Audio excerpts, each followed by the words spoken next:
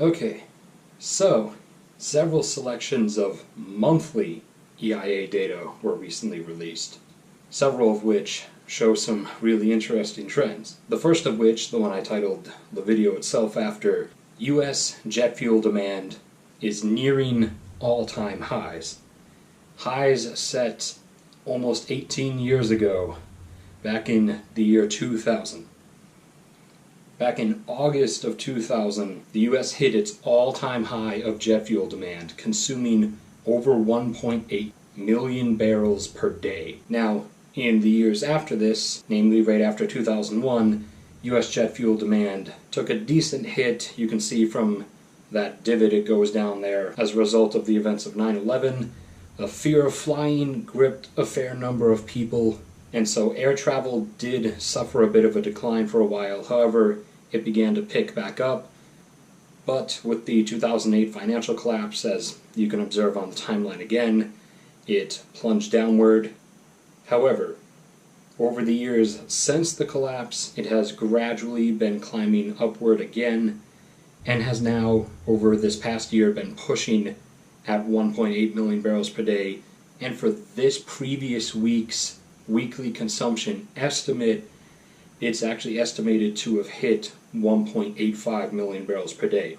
Now, globally, everywhere, jet fuel demand is constantly heading skyward because of the ever-increasing rate of air travel, especially with the economic rise of China and now India. And so we've gone from a time around the turn of the century where there would be roughly 10,000 aircraft in the sky over the surface of the Earth at any given time, to a time period now where nowadays there's between 14 and 16,000 aircraft over the surface of the Earth at any given time. Some other metrics that we're going to take a look at here is the US production of ethylene from petroleum, which specifically, as you can see these months tracing towards and into this winter, the amount of has been rocketing up, as this winter in particular has been a fair deal harsher for the lower 48 states than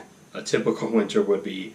So the amount of natural gas being consumed for heating down in the continental US has been exorbitantly high.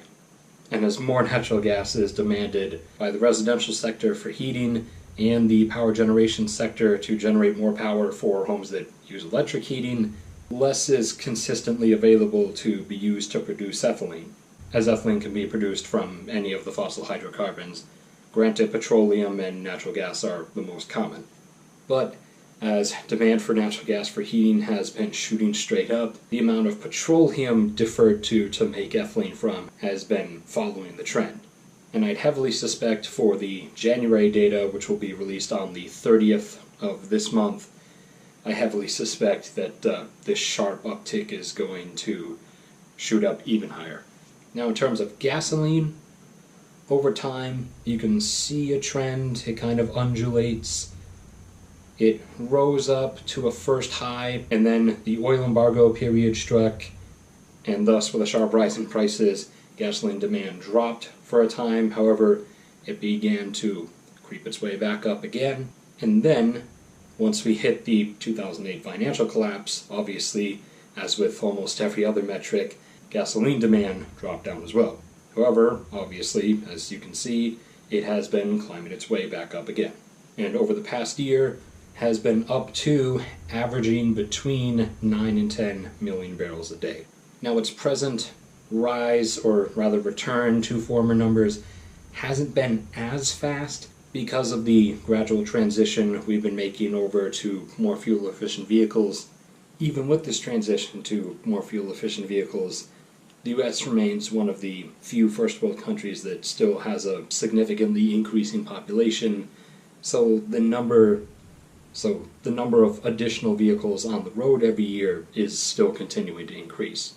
And one of the last things we'll grab here is the petrochemical production numbers, which, as you can see, have been consistently going down, though for the moment they seem to have reached kind of a low-lying plateau.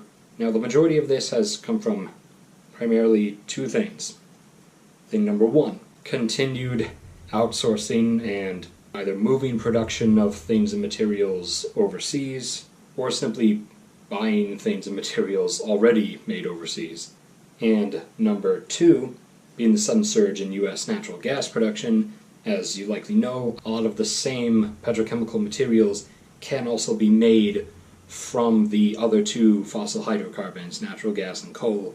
So, as the U.S. shale revolution kicked off and huge new amounts of natural gas became available and cheap, a lot of the petrochemical industries also started to switch over to natural gas as their primary feedstock resource to make all these materials out of. So that's a basic roundup of the monthly U.S. consumption levels. Again, the next batch of data will be released by the EIA on March 30th. Link to the primary page, where the main chart is, from which you can click the links to all of the other graphs for the individual ones, will be in the description down below, along with the usual links to my Patreon and PayPal, along with my Twitter and my photography page. So if you enjoy anything here or anywhere else around, please consider supporting it. Like, share, subscribe, and I will catch you all around next time.